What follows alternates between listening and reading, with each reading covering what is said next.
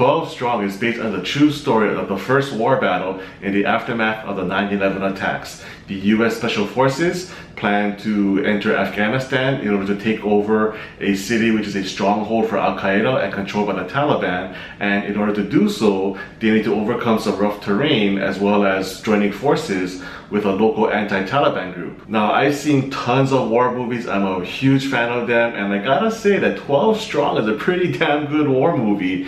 For me, a good war movie consists of three things: action, characters, and circumstance. Now, when I talk about circumstance, I'm talking about the battle that the movie is trying to portray, in the sense that I really need to feel the intensity and the consequences of what will happen if that particular mission fails. The movie does a really good job of building up that anger and that sense of loss during the 9/11 attacks, which is so devastating, and really the need for this victory in order to bring the morale of the American military forces up and the country as well. And I read that this story was previously classified, so these heroes in the movie were not able to get that credit and that glory which they rightfully deserved.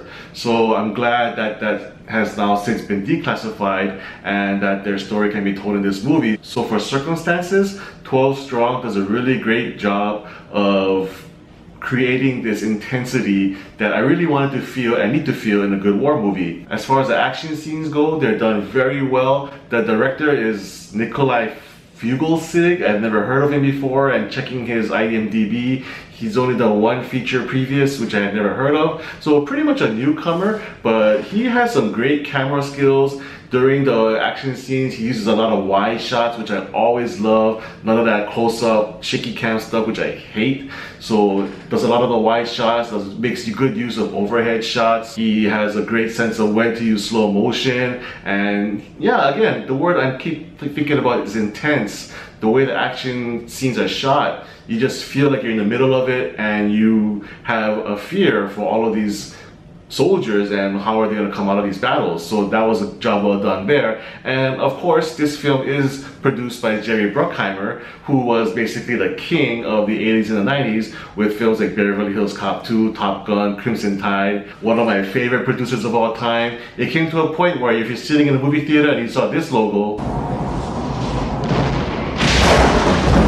you're like, damn, this movie's gonna be good. I know it already. And that's the same feeling I got watching 12 Strong. I saw the Bruckheimer logo, I knew this movie was gonna be good, and sure enough, he delivers. And the action is very slick as a result, very high production values on explosions. Now the characters is maybe where the film lacks slightly.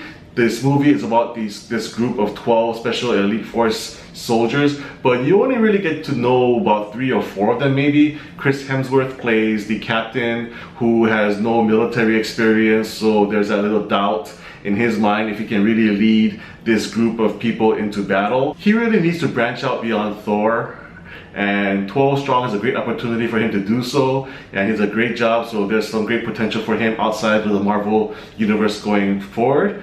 Michael Pena is always good, Michael Shannon, so there's a great supporting cast, but you only really learn about 3 or 4 of them, and the rest of the 8 or 7 soldiers are kind of ignored and you don't get to know anything about them. So there's some development there that was somewhat lacking. Also, like I mentioned, it is a Jerry Bruckheimer production, so again, it is very slick. So the war scenes that you see are very glamorized. It doesn't give you that gritty Saving Private Ryan feel that you get from a Spielberg.